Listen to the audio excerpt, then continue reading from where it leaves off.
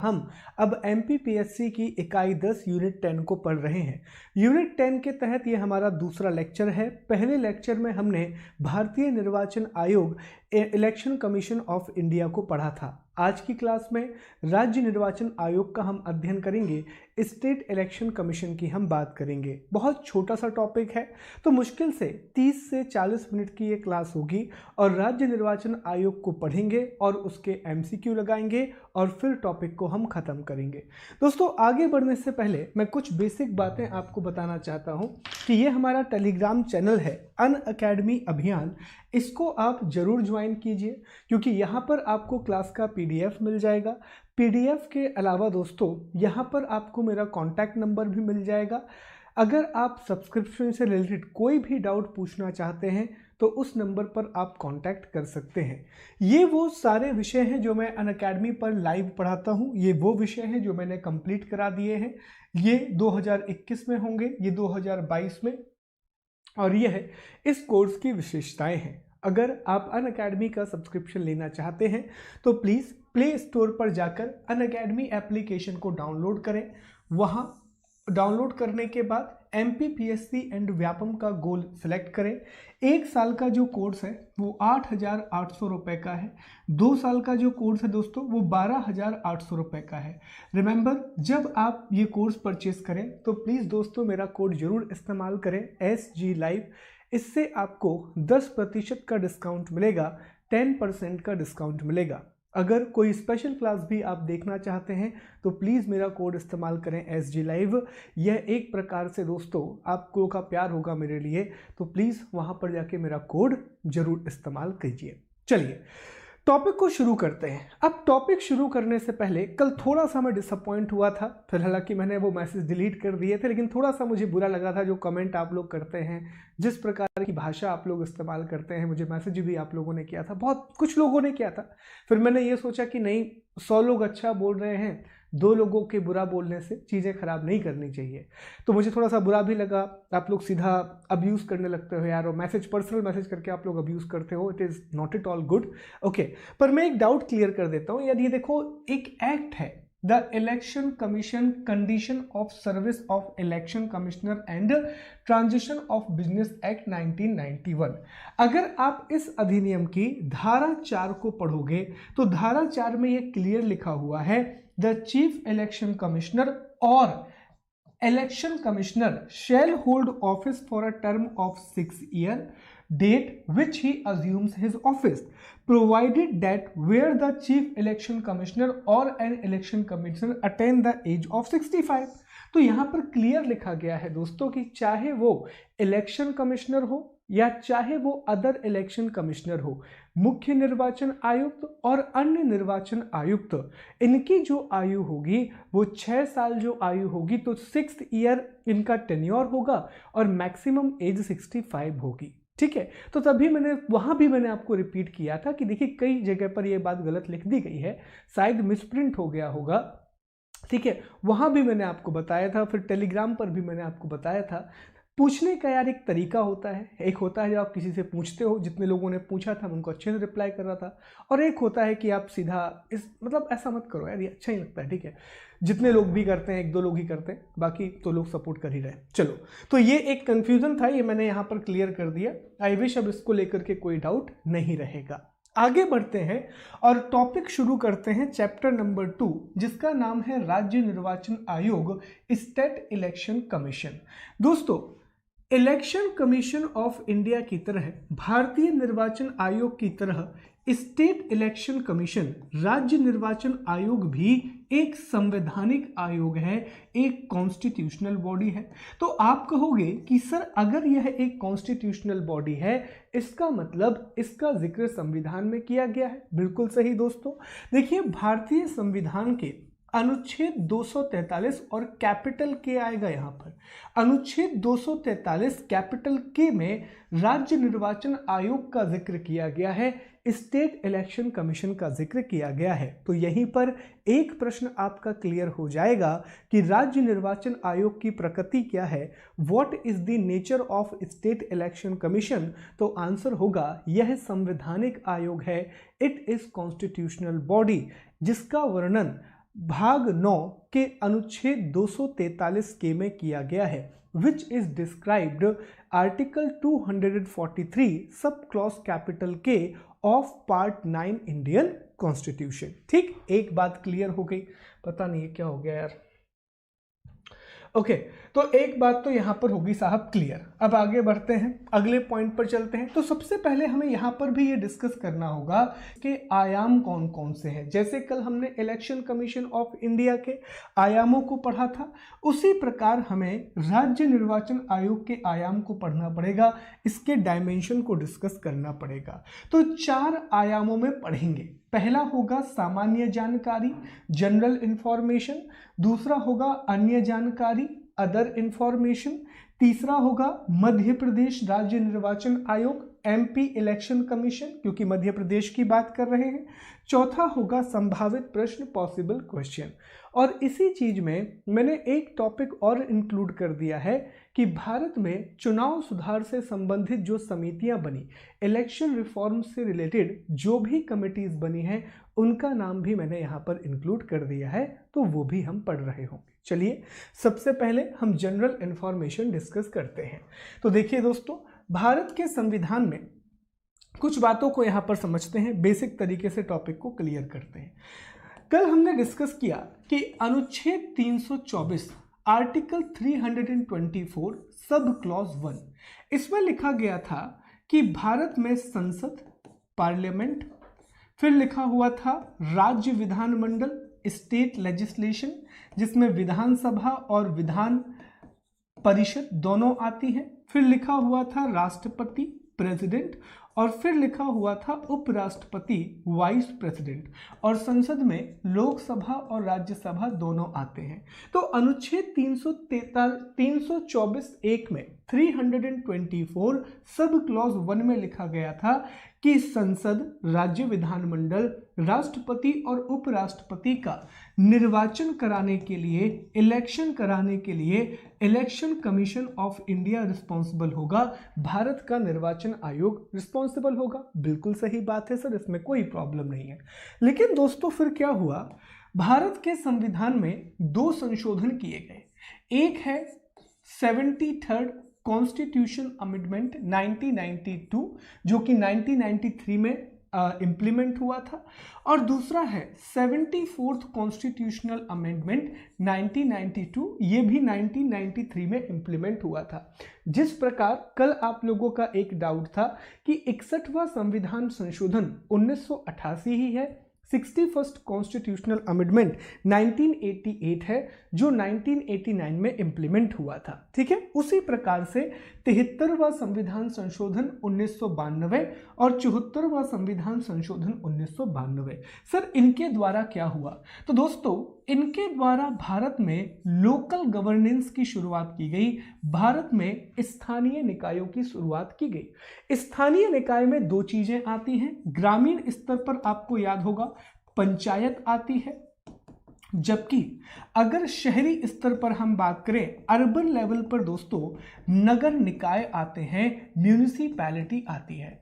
तो 73rd constitution amendment के द्वारा पंचायतों के गठन का प्रावधान किया गया, फॉर्मेशन ऑफ पंचायत की बात की गई, और 74th अमेंडमेंट के द्वारा नगर निकायों के निर्माण की बात की गई, म्यूनिसिपल कॉरपोरेशन को बनाया गया। और इन दोनों को मिलाकर के हम क्या कहते हैं कि ये भारत में स्थानीय स्वशासन का आधार है।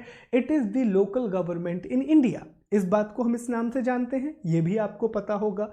यहां पर एक बात और समझें कि हमने 73rd अमेंडमेंट के द्वारा पंचायत बना दी, 74 अमेंडमेंट के द्वारा नगर निकाय बना दिए।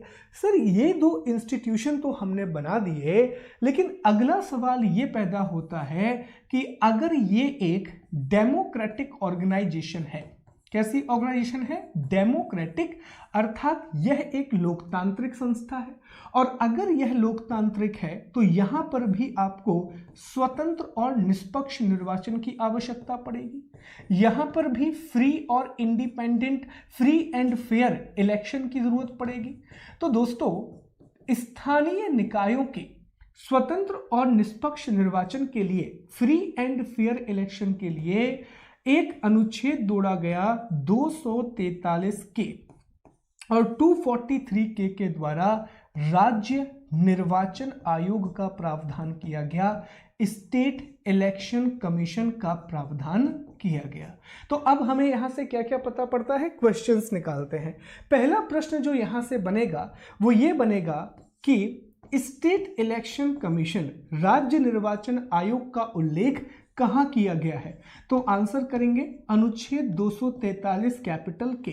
दूसरा प्रश्न बनेगा ये भारतीय संविधान के किस भाग में है, it is in the which part of Indian constitution, तो आंसर करेंगे भाग 9 पार्ट 9 में दिया गया है, जिसका टाइटल है पंचायत, जिसका शीर्षक क्या है, पंचायत है। तीसरा प्रश्न फिर वो आपसे पूछेगा कि राज्य निर्वाचन आयोग का गठन किस संविधान संशोधन के द्वारा किया गया, state election commission is formed after which constitution amendment, तो 73rd कॉन्स्टिट्यूशन अमेंडमेंट 1992 के द्वारा इसका गठन किया गया। इतनी बातें तो हो गई कॉमन। अब एक बात आपको और याद रखना है कि देखो पंचायतों के लिए तो 73वां संविधान संशोधन किया गया था, 73rd कॉन्स्टिट्यूशन अमेंडमेंट किया गया था, और नगर निकायों के लिए, म्यूनिसिपैलिटी के लिए 74th कॉन्स्टिट्यूशन अमेंडमेंट किया गया था। तो सर एक बात तो हमें क्लियर हो गई कि जो पंचायतों के चुनाव है, इलेक्शन ऑफ पंचायत है, वो राज्य निर्वाचन आयोग करवाएगा, स्टेट इलेक्शन कमीशन कराएगा।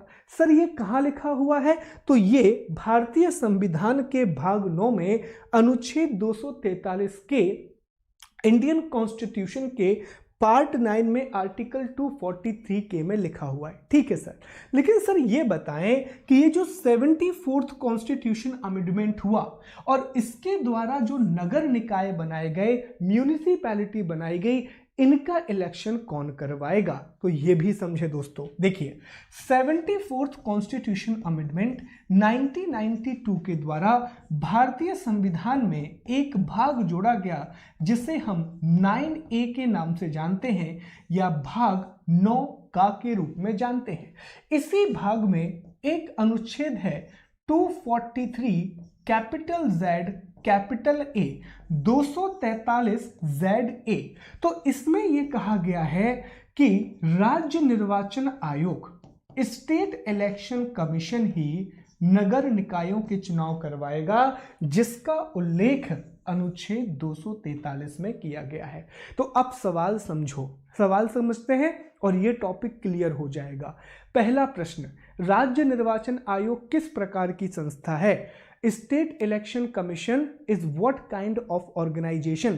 तो आंसर होगा संवैधानिक संस्था है, कॉन्स्टिट्यूशनल बॉडी है। दूसरा, इसका उल्लेख कहां किया गया है? Where it is defined? तब आंसर करेंगे part 9 of Indian constitution, article 243 capital के।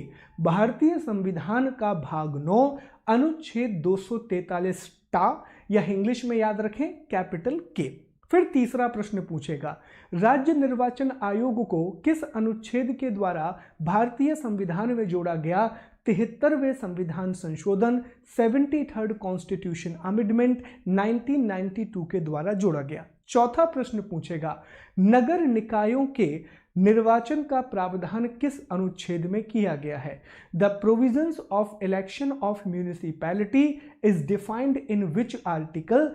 तब आंसर करेंगे article 243 capital Z capital A, अनुच्छेद 243 ZA, जो भारतीय संविधान के भाग 9 का पार्ट 9A का हिस्सा है। ये चीजें आपको यहां पर याद रखनी है।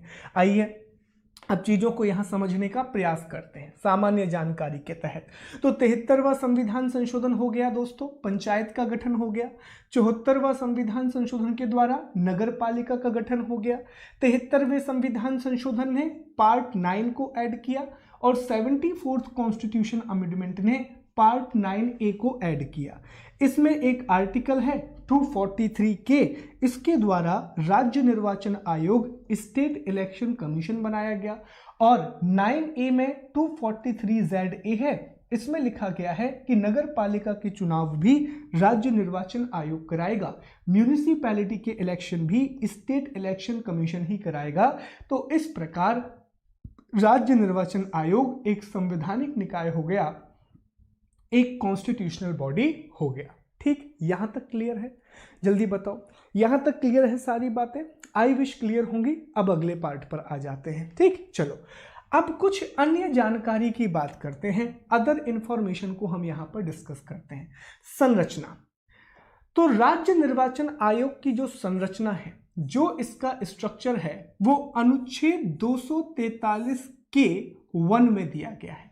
किसमें हो जाएगा? तो ये इस प्रकार से लिख सकते हैं 243 ब्रैकेट में के और ब्रैकेट में 1। तो अनुच्छेद 243 के 1 में दिया गया है। क्या कहता है समझिए, राज्य निर्वाचन आयोग एक सदस्यीय आयोग है, यह एक 1 मेंबर बॉडी है और इसकी नियुक्ति राज्यपाल के द्वारा की जाती है, अपॉइंटेड बाय द गवर्नर। तुलना करते चलो, जो इलेक्शन कमीशन ऑफ इंडिया है, तो याद रखें दोस्तों, इलेक्शन कमीशन ऑफ इंडिया 3 निकाय वाली संस्थान है। उसका स्ट्रक्चर आपको पता है 1+2, एक मुख्य निर्वाचन आयुक्त और 2 अन्य निर्वाचन आयुक्त, एक चीफ इलेक्शन कमिश्नर और 2 अदर इलेक्शन कमिश्नर। लेकिन जब स्टेट इलेक्शन कमीशन की बात करते हैं तो राज्य निर्वाचन आयोग में क्लियरली ये बात लिखी है अनुच्छेद 243 के 1 में कि भैया जो राज्य निर्वाचन आयोग है वो हमेशा 1 मेंबर बॉडी ही होगा, वो हमेशा एक सदस्यीय निकाय ही होगा। और उसकी नियुक्ति भी कौन करेगा? तो उसकी नियुक्ति राज्यपाल करेगा, उसको गवर्नर के द्वारा अपॉइंट किया जाएगा। आई विश यहां तक क्लियर है। चलो आगे बढ़ते हैं। इसके बाद दूसरा आर्टिकल है, ये है अनुच्छेद 243 के 2। ठीक है, 243 के 2। इसमें सेवा शर्तों की बात की गई है, टर्म ऑफ सर्विस की बात की गई है। जैसे आपको याद होगा वहां हमने 324(5) पढ़ा था, उसी प्रकार से यहां 243 के 2 है। और इसमें यह बताया गया है कि जो मुख्य निर्वाचन आयुक्त होगा, जो chief election commissioner of state होगा, उसकी सेवा शर्तें क्या होंगी, टर्म्स ऑफ कंडीशन क्या होंगे। तो इसमें एक इंटरेस्टिंग बात है, इसमें यह कहा गया है कि जो मुख्य निर्वाचन आयुक्त है या स्टेट इलेक्शन कमिश्नर है, राज्य निर्वाचन आयुक्त है, इसकी सेवा शर्तें राज्यपाल के द्वारा तय की जाएंगी, इनको गवर्नर ही डिसाइड करेगा। अब अगर मैंने कहा राज्यपाल, तो दिमाग में आपके क्या आना चाहिए कि राज्यपाल का मतलब है मंत्री परिषद इसको डिसाइड करेगी। हालांकि यहां पर यह क्लियर लिखा हुआ है कि राज्यपाल संसद के राज्यपाल राज्य विधायिका के अनुसार इन नियमों को बनाएगा, गवर्नर स्टेट लेजिस्लेशन के हिसाब से इन रूल्स को आगे बढ़ाएगा। जैसे एग्जाम्पल समझो, देखो दोस्तों, जब हमने इलेक्शन कमीशन ऑफ इंडिया की बात की थी तो वहां भी हमने ये पढ़ा था कि इलेक्शन कमिश्नर के जो टर्म्स एंड कंडीशन है, जो सेवा शर्तें हैं, वो राष्ट्रपति निर्धारित करेगा। लेकिन किसके आधार पर? संसद के आधार पर, on the basis of parliament. तो पार्लियामेंट ने 1991 में 1991 में मुख्य निर्वाचन आयुक्त और अन्य निर्वाचन आयुक्त सेवा शर्त अधिनियम बना दिया। ठीक है, terms and condition rule act election commissioner and other election commissioner 1991 बना दिया। उसी प्रकार से अनुच्छेद 243 के 2 में यह कहा गया है कि जो राज्य का मुख्य निर्वाचन आयुक्त होगा, जो स्टेट इलेक्शन कमिश्नर होगा, उसके लिए जो सेवा शर्तें हैं उनका निर्धारण राज्यपाल करेगा। लेकिन किसके आधार पर? राज्य विधानमंडल के आधार पर, on the basis of state legislation, on the basis of state legislation, राज्य विधानमंडल के आधार पर। ठीक है, और इसमें किसी भी प्रकार का अलाभकारी परिवर्तन नहीं किया जाएगा, नॉन वायलेबल चेंज नहीं किया जाएगा। ये वही बात है। अब यहां से एक जरूरी बात निकल के आ रही है। आप कहोगे कि सर अब आप ये बताओ कि स्टेट इलेक्शन कमिश्नर की पद अवधि क्या होती है, राज्य निर्वाचन आयुक्त का टेन्योर क्या होता है। तो मेरे दोस्त इस बात को ध्यान से सुन लो, राज्य निर्वाचन आयुक्त का जो कार्यकाल है वो फिक्स नहीं है, जो टेन्योर है वो फिक्स नहीं है। हर एक राज्य को ये अनुमति या आप कहें ये शक्ति दी गई है कि वो अपना एक अधिनियम बनाएगा। तो राजस्थान में एज अलग होगी, हरियाणा में एज अलग है, आंध्र प्रदेश में एज अलग है। तो 73वां संविधान संशोधन 73rd कॉन्स्टिट्यूशन अमेंडमेंट राज्यों को यह अधिकार देता है कि वह अपने यहां राज्य निर्वाचन आयुक्त की शर्तों का निर्धारण कर सकें, स्टेट इलेक्शन कमिश्नर की जो कंडीशन है उसको डिस्क्राइब कर सके। तो यही कारण है कि इनकी आयु निर्धारित नहीं है। और एमपी में तो और भी खतरनाक चीज है, एमपी में कहीं कहीं पर लिखा हुआ है 5 वर्ष और 62 वर्ष, कहीं कहीं लिखा हुआ है 6 वर्ष और 66 वर्ष। तो मध्य प्रदेश में भी ये चीज क्लियर नहीं है।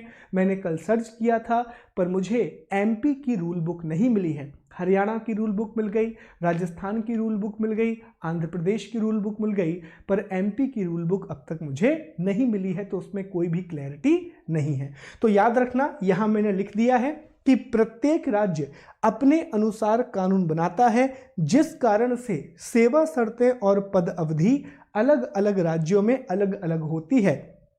Each state makes its own law due to which the service condition and term of office vary from state to state. I wish ये बात दिमाग में क्लियर हो गई होगी। चलिए इसके बाद दोस्तों अनुच्छेद 243 K2, इसी पार्ट में अनुच्छेद 243 K2 में राज्य निर्वाचन आयुक्त स्टेट इलेक्शन कमिश्नर को हटाने की प्रक्रिया दी गई है, उसका रिमूवल प्रोसेस दिया गया है। अनुच्छेद 243 K2 में कहा गया है कि जिस प्रकार उच्च न्यायालय के न्यायाधीश को हटाया जाता है, हाई कोर्ट के जज को हटाया जाता है, उसी प्रकार स्टेट इलेक्शन कमिश्नर को हटाया जाएगा और यह अपना त्यागपत्र राज्यपाल को सौंपेगा, गवर्नर को यह अपना त्यागपत्र देगा। तो याद रखना दोस्तों, हमने पढ़ा था कि जो इलेक्शन कमिश्नर ऑफ इंडिया होता है वह सुप्रीम कोर्ट के जज के समान होता है और उसको हटाने की प्रक्रिया सुप्रीम कोर्ट के जज के समान होती है। लेकिन जो स्टेट इलेक्शन कमिश्नर है इसको हटाने की प्रक्रिया उच्च न्यायालय के जज के हिसाब से होती है। तो इसकी वैल्यू भी कितनी हो जाएगी, जो वैल्यू उच्च न्यायालय के जज की होती है, हाई कोर्ट जज की होती है, वही वैल्यू स्टेट इलेक्शन कमिश्नर की भी होगी। प्लीज ये आर्टिकल याद रखना कि अनुच्छेद 243 K2 इसमें सेवा शर्तें दी गई हैं, हटाने की प्रक्रिया दी गई है और त्यागपत्र के बारे में बात की गई है। तो इतनी चीजें आपको याद रखना है। हालांकि ये बात इंटरेस्टिंग है कि उच्च न्यायालय के न्यायाधीश को बिल्कुल उसी प्रकार हटाया जाता है जिस प्रकार सर्वोच्च न्यायालय के न्यायाधीश को हटाया जाता है। हाई कोर्ट के जज को एग्जैक्ट उसी प्रकार से रिमूव किया जाता है जैसे सुप्रीम कोर्ट के जज को रिमूव किया जाता है। चलिए दोस्तों आगे बढ़ते हैं। एक और आर्टिकल है अनुच्छेद 243 K3, 243 K3। इसमें यह कहा गया है कि राज्यपाल राज्य निर्वाचन आयोग की सहायता हेतु कर्मचारी उपलब्ध कराएगा। The governor will provide staff to assist state election commission. याद होगा हमने 324 सब क्लॉज 6 पढ़ा था और उसमें कहा गया था कि राष्ट्रपति और राज्यपाल, ठीक है, इस इलेक्शन कमीशन ऑफ इंडिया को भारत के निर्वाचन आयोग को कर्मचारी उपलब्ध कराएंगे। तो उसी प्रकार से अनुच्छेद 243 सब क्लॉज 3 में यह लिखा गया है कि जब भी स्टेट इलेक्शन कमीशन को राज्य निर्वाचन आयोग को कर्मचारी की आवश्यकता पड़ेगी तो दोस्तों गवर्नर की ये ड्यूटी है, राज्यपाल का ये कर्तव्य है कि वो स्टेट इलेक्शन कमिश्नर को राज्य निर्वाचन आयोग को क्या प्रोवाइड कराए, कर्मचारी प्रोवाइड कराए, इनको अधिकारी प्रोवाइड कराए। ठीक है, चलो हो गया। एक बार रिवीजन कर लेते हैं, जल्दी से रिवीजन कर लेते हैं यहां से। तो हमने क्या पढ़ा कि भैया अनुच्छेद 243 के। इसमें किसके बारे में बात की गई है? स्टेट इलेक्शन कमीशन, राज्य निर्वाचन आयोग। फिर हमने क्या देखा? अनुच्छेद 243 के 1। इसमें दो बातें कही गई हैं कि जो स्टेट इलेक्शन कमीशन है, राज्य निर्वाचन आयोग है, वो एक सदस्यीय होगा, वो वन मेंबर बॉडी होगा। और दूसरी बात, इसकी नियुक्ति कौन करेगा? चिल्ला चिल्ला के बताओ कमेंट बॉक्स में। इसको अपॉइंट कौन करेगा? राज्यपाल इसको नियुक्त करेगा, गवर्नर इसको अपॉइंट करेगा। फिर हमने डिस्कस किया 243 K2, ठीक है, K2 डिस्कस किया। बहुत सारी बातें दी हैं। पहली बात कि भैया जो स्टेट इलेक्शन कमिश्नर है, राज्य का निर्वाचन आयोग है, उसकी सेवा शर्तें, मतलब कि सर्विस कंडीशन कौन डिसाइड करेगा? राज्यपाल डिसाइड करेगा, गवर्नर। किसके आधार पर? स्टेट लेजिस्लेशन, राज्य विधानमंडल के आधार पर। उसको हटाया कैसे जाएगा? रिमूवल प्रोसेस कैसे होगी? तो आप कहोगे हाई कोर्ट के जज के अनुसार, उच्च न्यायालय के न्यायाधीश के अनुसार। सर वो अपना त्यागपत्र किसे देगा? वो अपना रेजिग्नेशन किसे देगा? तो मेरे दोस्त वो अपना त्यागपत्र राज्यपाल को देगा, गवर्नर को देगा। सर एक और बात बता दो, क्या इसकी सेवा शर्तों में अलाभकारी परिवर्तन किया जाएगा? कोई भी नॉन वेलेबल चेंज किया जाएगा? तो नहीं, इसकी सेवा शर्तों में किसी प्रकार का अलाभकारी परिवर्तन नहीं किया जाएगा। क्यों नहीं किया जाएगा? सिंपल सी बात है कि राज्य निर्वाचन आयोग को एक स्वतंत्र और स्वायत्त निकाय बनाना है, ऑटोनॉमस और इंडिपेंडेंट ऑर्गेनाइजेशन बनाना है। यही कारण है कि आप क्या नहीं करेंगे? अलाभकारी परिवर्तन नहीं करेंगे। ठीक है सर, ये भी क्लियर हो गया। 243 K3, इसमें क्या कहा गया है कि भैया जब भी स्टेट इलेक्शन कमिश्नर को कर्मचारी की आवश्यकता पड़ेगी तो राज्यपाल क्या करेगा? उसे कर्मचारी उपलब्ध कराएगा। ठीक, इतनी बातें clear. 243 K1, 243 K2, 243 K3, I think यहां तक क्लियर हो गया होगा। अभी भी कुछ दोस्तों को यह डाउट हो रहा होगा कि सर आप ये बताइए कि राज्य निर्वाचन आयोग की पद अवधि क्या होती है, टेन्योर क्या होता है, और साथ ही साथ ये भी बताइए कि राज्य निर्वाचन आयुक्त की रिटायरमेंट एज क्या होती है, उसकी सेवानिवृत्त आयु क्या होती है। तो दोस्तों मैं फिर से ये बात रिपीट कर रहा हूं कि ये अलग अलग राज्यों में अलग अलग होती है, क्योंकि 73वां संविधान संशोधन जो स्थानीय निकायों की बात करता है, तो भारत में स्थानीय निकाय राज्य सूची का विषय है, स्टेट लिस्ट का सब्जेक्ट है। तो राज्यों के ऊपर यह निर्भर करता है कि वो किस प्रकार की सेवा शर्तों का निर्माण कर रहे हैं, किस प्रकार की सर्विस कंडीशन बना रहे हैं। अलग अलग राज्यों में ये अलग अलग मिलेगी। ठीक है सर, तो कम से कम ये बता दो कि मध्य प्रदेश के निर्वाचन आयुक्त की आयु क्या होती है। दोस्तों अभी भी इस बात पे क्लियरिटी नहीं है, क्योंकि मध्य प्रदेश की रूल बुक अब तक मुझे नहीं मिली है। कुछ जगह पर 66 वर्ष है, कुछ जगह 65 वर्ष है। तो अगर मुझे क्लियर होता है तो आने वाले समय में अगले लेक्चर में मैं ये बात आपको क्लियर कर दूंगा। तो उस पर अभी मैं कोई कमेंट नहीं कर रहा हूं। चलिए आगे बढ़ते हैं, अगले पार्ट पर आते हैं दोस्तों। अगले हिस्से की हम बात कर लेते हैं, और अब हमें बात करनी है अनुच्छेद 243 K4 की। ठीक है, अब ये इतने इंपॉर्टेंट नहीं है, ये आसान है। तो राज्य का विधानमंडल पंचायत के लिए नियम बना सकता है, बनाया भी है। 243O 243O राज्य द्वारा परिसीमन के संबंध में बनाए गए किसी कानून को न्यायालय में चुनौती नहीं दी जाएगी। आपको याद होगा जैसे हमने कल अनुच्छेद 229 पढ़ा था, अनुच्छेद 329 पढ़ा था, आर्टिकल 329 पढ़ा था, उसी प्रकार से आपको याद रखना है अनुच्छेद 243O 243O क्लियर ये बात करता है कि राज्य निर्वाचन आयोग के निर्णयों को न्यायालय में चुनौती नहीं दी जाएगी, कोर्ट में उसको ऑब्जेक्शन नहीं लिया जाएगा। एक बात यहां भी बता दूं कि अनुच्छेद 243 K4 243 K4 ये विधान मंडलों को ये अनुमति देता है कि वो पंचायत के लिए नियम बना सकते हैं। तो मध्य प्रदेश ने 1994 में 1994 में पंचायतों के लिए चुनाव, पंचायत के लिए नियम बनाए हैं, पंचायत इलेक्शन के लिए रूल बुक बनाई है, जिसको समय समय पर अमेंड किया जाता है।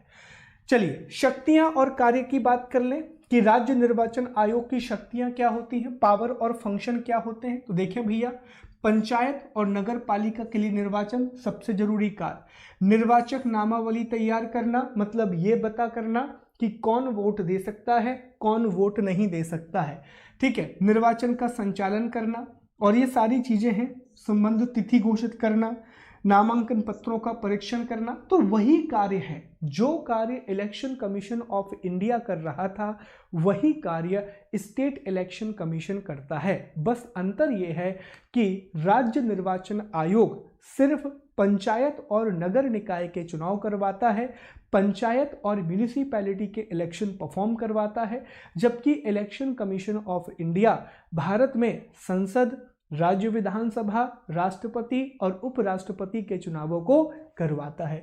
आइए आगे बढ़ते हैं दोस्तों।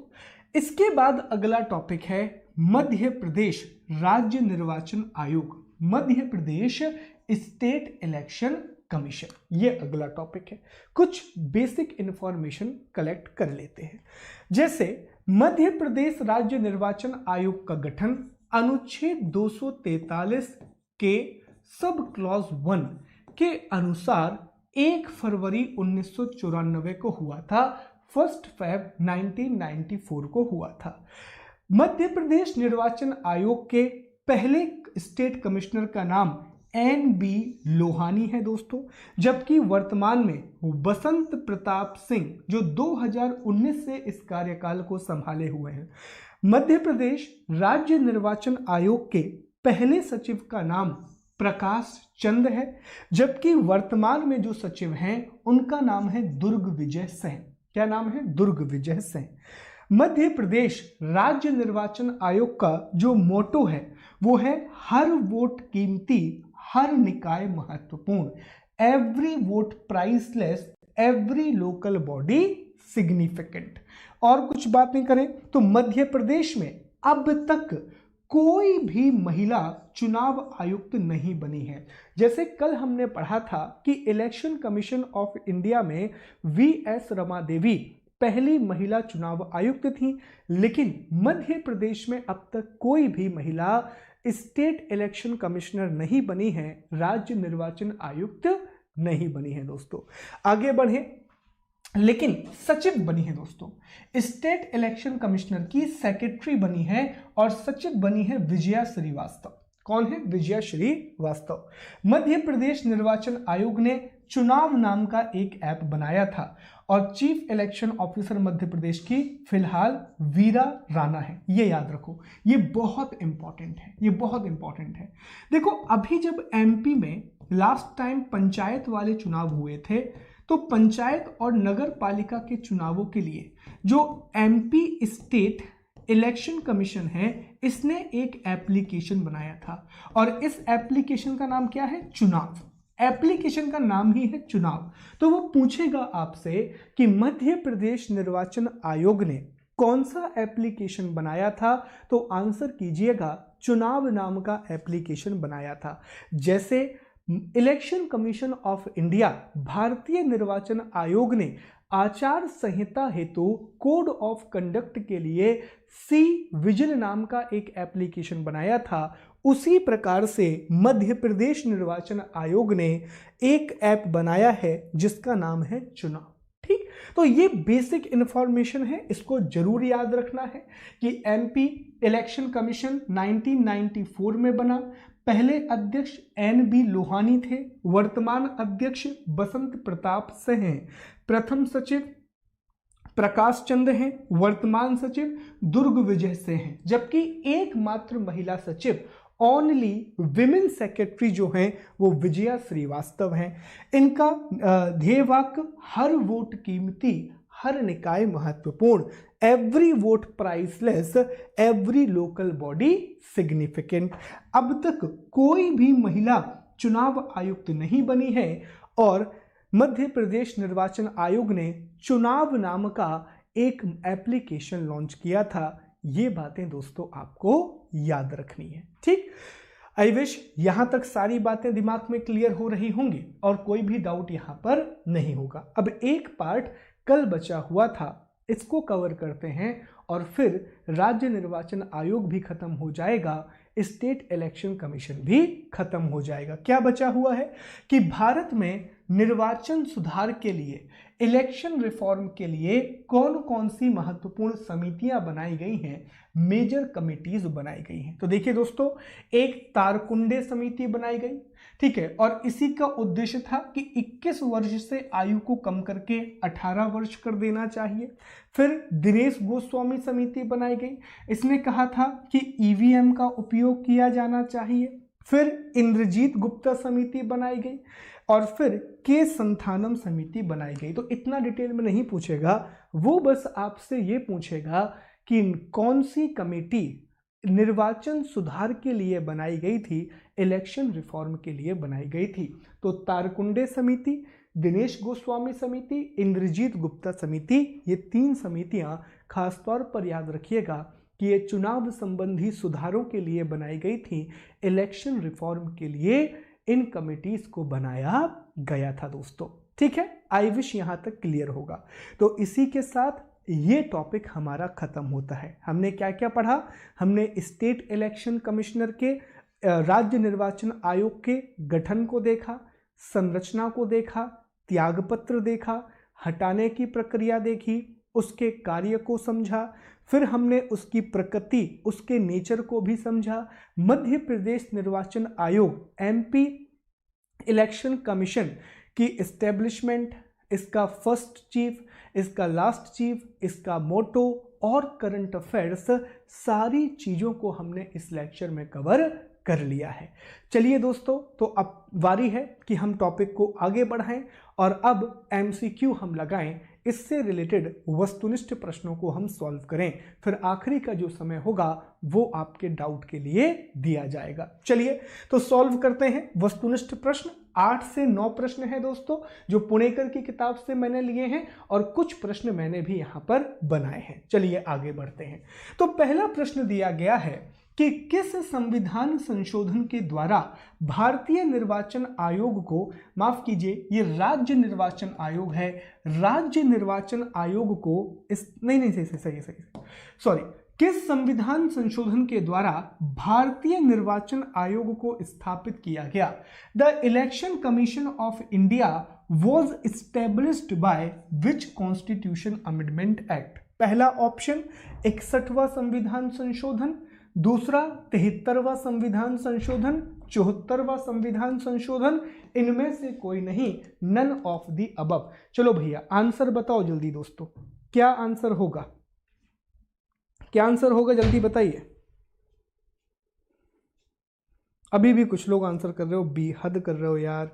ठीक है दोस्तों, मेरे भाई बहुत ध्यान से बात को सुनो। उसने पूछा है कि भारतीय निर्वाचन आयोग, इलेक्शन कमीशन ऑफ इंडिया, तो भारतीय निर्वाचन आयोग को संशोधन के द्वारा नहीं बनाया गया, ये तो भारत के संविधान का हिस्सा पहले से था। तो इसका आंसर हो जाएगा D, none of the above या नन ऑफ दीज। अगर वो आपसे पूछता कि राज्य निर्वाचन आयोग का गठन किसके द्वारा किया गया है, स्टेट इलेक्शन कमीशन किसके द्वारा बनाया गया है, तब आप आंसर करते कि भैया ये 73rd कॉन्स्टिट्यूशन अमेंडमेंट के द्वारा बनाया गया है। कंफ्यूज मत होना, एग्जामिनर घुमाएगा, आपको नहीं घूमना है, ध्यान से पढ़ना है। चलो अगले प्रश्न पर आ जाओ। अगला प्रश्न है, राज्य निर्वाचन आयुक्त को किसके समकक्ष दर्जा दिया जाता है? With whom is the state election commissioner equivalent? गलती मत करना। देखो, सचिव, सेक्रेटरी, उच्चतम न्यायालय का न्यायाधीश, जज ऑफ सुप्रीम कोर्ट, उच्च न्यायालय का न्यायाधीश, जज ऑफ हाई कोर्ट, राज्य सूचना आयुक्त, स्टेट इंफॉर्मेशन कमिश्नर। जल्दी आंसर कर दो मेरे दोस्त, बहुत जल्दी आंसर कर दो, बहुत जल्दी। बहुत बढ़िया, बहुत बढ़िया।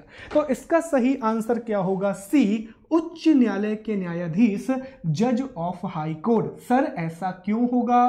क्योंकि हमने अनुच्छेद 243 K2 में यह बात पढ़ी थी कि अगर स्टेट इलेक्शन कमिश्नर को हटाना हो तो इसे हाई कोर्ट के जज के हिसाब से हटाया जाता है, उच्च न्यायालय के न्यायाधीश के हिसाब से इसको हटाया जाता है। चलिए आगे बढ़ते हैं, अगले हिस्से को पढ़ना शुरू करते हैं, अगले प्रश्न को अटेम्प्ट करते हैं। जो अगला प्रश्न यहां दिया गया है वो है पंचायती चुनाव का उल्लेख कहां किया गया है। पंचायत इलेक्शन आर मेंशन, कहां पर पंचायत चुनाव का उल्लेख किया गया है। तो पंचायत इलेक्शन अनुच्छेद 243 का 243 ए हो जाएगा, जो भी है, ठीक है। अनुच्छेद 243 टा, अनुच्छेद 243 गा या अनुच्छेद 243 या का में किया गया है। तो क्लियर इसका आंसर हो जाएगा दोस्तों बी। तो आर्टिकल 243 टा, हिंदी में जिसे हम कहेंगे अनुच्छेद 243 के, इसमें किसका उल्लेख किया गया है? स्टेट इलेक्शन कमिश्नर की बात की गई है, राज्य निर्वाचन आयोग का उल्लेख किया गया है। चलो आगे बढ़ते हैं, अगले प्रश्न की बात करते हैं। अगला प्रश्न है नगर पालिका के लिए चुनाव का प्रावधान किया गया है। Provision for the election of municipality, देख लो भैया, अनुच्छेद 243 चा, अनुच्छेद 243 का या, अनुच्छेद 243 याक मतलब या का, और अनुच्छेद 243 या इंग्लिश में लिखा हुआ है। तो इसका सही आंसर है, अभी अभी तो पढ़ा सर, अनुच्छेद 243 ZA। याद रखना हिंदी में भी आएगा ऑप्शन, लेकिन हिंदी वाला मत देखना, दिमाग घूम जाएगा, ठीक है। इंग्लिश वाले ऑप्शन पे फोकस करना, ZA लिखा रहेगा, ध्यान से समझ जाओगे, आंसर टिक करके आ जाना। ठीक है सर, आ जाएंगे, कोई दिक्कत नहीं। अच्छा ये और बता दो ये किस भाग में दिया गया है, किस पार्ट में? तो आप कहोगे सर ये 9A में दिया गया है। अच्छा दोस्त, ये किसके द्वारा जोड़ा गया था? तो आप कहोगे 74 कॉन्स्टिट्यूशनल अमेंडमेंट 1992 के द्वारा जोड़ा गया था। ठीक, बहुत बढ़िया। अगला प्रश्न, राज्य निर्वाचन आयोग चुनाव करवाने हेतु उत्तरदायी है। The state election commissioner is responsible for conducting the election of राज्य विधानमंडल, स्टेट लेजिस्लेचर, राज्य Vidhan Parishad, state legislative council, panchayat और नगर पालिका, पंचायत एंड म्यूनिसिपैलिटी। इनमें से कोई नहीं, नन ऑफ दिस। बहुत जल्दी और सभी लोग सही आंसर करेंगे, इसका सही आंसर करेंगे दोस्तों, गलत आंसर नहीं होगा। बहुत बढ़िया, बहुत ही अच्छे। तो इसका सही जवाब होगा सी, पंचायत और नगर पालिका, पंचायत एंड दी म्यूनिसिपैलिटी। अभी अभी हमने पढ़ा कि भैया अनुच्छेद 243 के ए, आर्टिकल 243 के 1 और आर्टिकल 243 ZA1 में लिखा गया है कि म्यूनिसिपैलिटी और पंचायत के इलेक्शन स्टेट इलेक्शन कमीशन कराएगा, राज्य निर्वाचन आयोग कराएगा। बहुत ही बढ़िया। चलो आगे बढ़ जाते हैं अगले प्रश्न पर। ये तो आसान है। मध्य प्रदेश राज्य निर्वाचन आयोग की स्थापना की गई थी। MP state election commissioner was establish 1990, 1992, 1993, 1994। जल्दी बता दो दोस्तों, बहुत बढ़िया पढ़ रहे हो, जल्दी बता दो इसका आंसर क्या होगा। बहुत अच्छे, 1994 इसका आंसर होगा कि सर फरवरी, प्यार के महीने फरवरी में 1994 में 73rd कॉन्स्टिट्यूशन अमेंडमेंट 1992 के अनुच्छेद 243 के और अनुच्छेद 243 ZA के अनुसार फरवरी 1994 में राज्य निर्वाचन आयोग या मध्य प्रदेश निर्वाचन आयोग की स्थापना की गई थी। बहुत अच्छे, आगे बढ़ जाए। मध्य प्रदेश के प्रथम राज्य निर्वाचन आयुक्त कौन थे? The first state election commissioner of Madhya Pradesh. चुटकियों में आंसर आना चाहिए दोस्तों। NB लोहानी, R परशुराम, बसंत प्रताप सिंह और गोपाल शरण शुक्ल। जल्दी बताओ क्या होगा इसका आंसर। जल्दी बताओ। बहुत बढ़िया, बहुत ही अच्छे, बहुत ही अच्छे। तो आंसर क्या होगा? NB लोहानी, जबकि बसंत प्रताप सिंह तो वर्तमान है दोस्तों। तो NB लोहानी पहले मुख्य निर्वाचन आयुक्त थे। आगे बढ़ जाते हैं। राज्य निर्वाचन आयुक्त की सेवा शर्तें और पद अवधि निर्धारित की जाती है। अच्छा प्रश्न है, बहुत अच्छा प्रश्न है। The service condition and term of the office are determined by, confuse मत होना, जो संविधान में लिखा है वो याद रखना। विधानमंडल, state legislature, parliament, high court और गवर्नर। जो कॉन्स्टिट्यूशन में पढ़ा है वो बताओ। बहुत बढ़िया सर, हमने संविधान में डी पढ़ा है, तो इसका आंसर आएगा डी, राज्यपाल। याद रखना, संविधान में राज्यपाल लिखा है तो आंसर होगा गवर्नर, क्योंकि उसमें लिखा गया है कि सेवा शर्तें राज्यपाल निर्धारित करेगा, लेकिन विधानमंडल के आधार पर on the basis of state legislation. और उसने यहां पर क्या पूछा था कि कौन डिसाइड करेगा, तो ऑब्वियस सी बात है राज्यपाल आंसर होगा, गवर्नर इसका सही जवाब होगा, क्योंकि अनुच्छेद 243 के 2 आर्टिकल 243 सब क्लॉज के सब क्लॉज 2 में यह बात लिखी गई है। आगे बढ़ते हैं, नहीं आगे नहीं बढ़ते हैं। Thank you. ओके, हो गया डन, मतलब मुझे लगा था और भी होंगे question. So thank you so much दोस्तों, थैंक यू सो मच। एक मिनट रुकिए बस।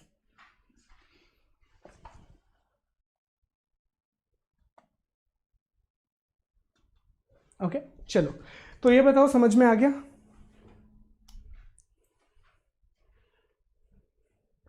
वहां का लोकल एडमिनिस्ट्रेशन वो अपने अपने नियमों के हिसाब से करवाते थे। ओके, समझ में आ गया दोस्तों? All good. अब बताओ, कोई डाउट है क्या आपके? मतलब वो एकदम से खत्म हुआ? अच्छा एक बार, हाँ ठीक है, थैंक यू गाइस। ठीक है, एक डाउट है आयुष का, सर 1992 से पहले ग्राम पंचायत नहीं होती थी, तो वहाँ कल ग्राम पंचायत थी ही नहीं, सारी चीज़ें कलेक्टर के हाथ में होती थी दोस्त। और कहीं कहीं पर ग्राम पंचायत थी, जैसे राजस्थान में शुरू की गई थी, आंध्र प्रदेश में शुरू की गई थी, तो वो अपने स्टेट के हिसाब से चलाया करते थे चीज़ों को। VS रामा देवी भारतीय महिला आयोग की भारतीय निर्वाचन आयोग की महिला मुख्य आयुक्त थी। आयाम को डायमेंशन बोलते हैं। Thank you so much sir, आपने की बात किया। आयोग के बाद हम यूनिट नंबर 9 शुरू करेंगे, जिसमें साइंस एंड टेक है यार। सर क्लास डाउट कल के क्वेश्चन 4, पहला इलेक्शन कमिश्नर सुकुमार सेन थे, और मैंने वो करेक्ट भी करवा दिया था यहाँ पर, और आज मैं PDF में भी करेक्ट कर दूंगा दोस्त।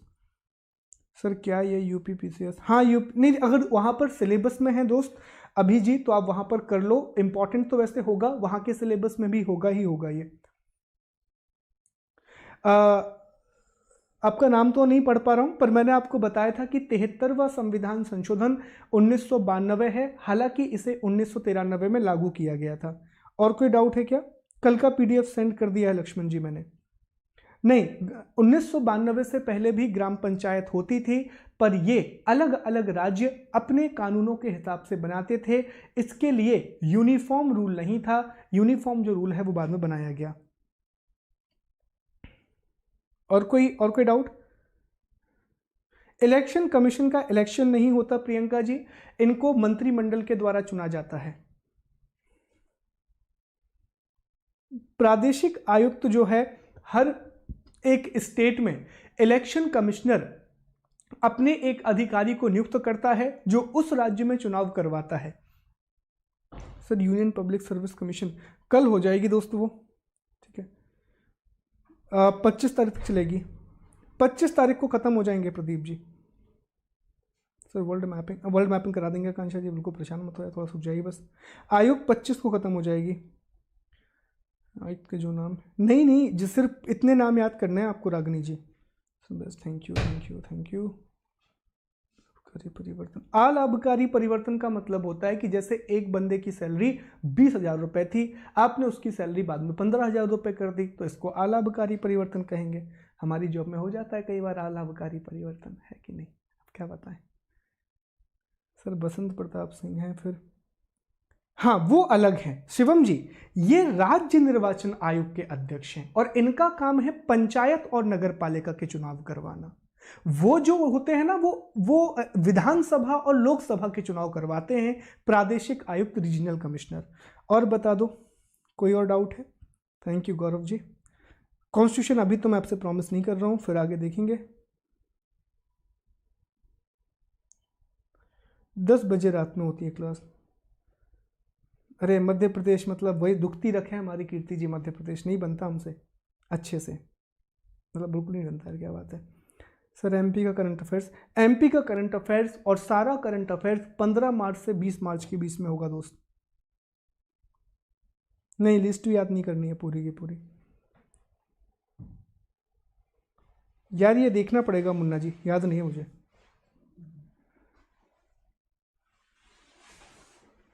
ओके श्वेता जी, मैं देखता हूँ 1991 से पहले नहीं होती थी। नहीं आशीष जी, उसके लिए 1989 का एक एक्ट था, ठीक है।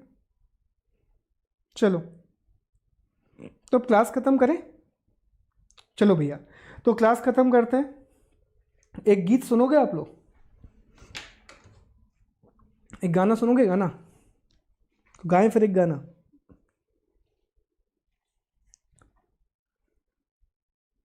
ठीक है, चलो एक गाना गाते हैं आप लोगों के लिए आज, है बढ़िया गाना सुनो एक। आपके और हमारे लिए ये गाना है, ओके। एक प्यार का नगमा है, मौजों की रवानी है, जिंदगी और कुछ भी नहीं,